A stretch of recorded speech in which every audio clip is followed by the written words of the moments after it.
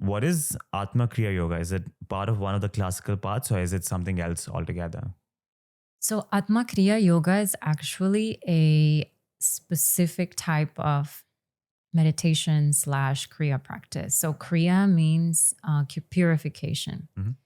And in different traditions, there are different ways to purify, which basically means that we are stirring the pot of what's inside of us.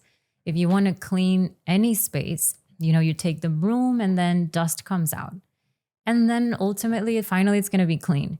But that's how we work as well as human beings. If we want to get to a state where the mind is very clear, where we are connected with ourselves, where we can see things outwardly with less bias, less judgment, we have to also do some cleaning. And that's going to bring about some of the dust. So, so then the process is this, where we first observe the things that come to us. At first, the spiritual process can be a little bit hurtful because these emotions will arise that are not pleasant, but they're there to teach us what we still have to transcend.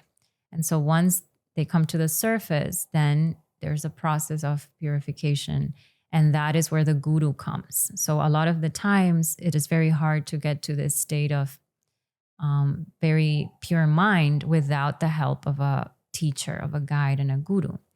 So the guru has shared the Atma Kriya Yoga, which helps to bring about this dust, so to say, to the surface.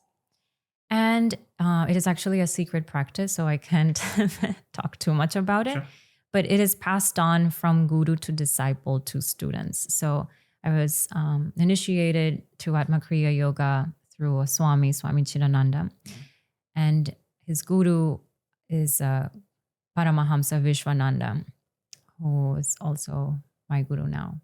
But he got it actually from his guru, who's someone who's led many, many Paramahamsas as well. So it's something that's passed on from guru to student.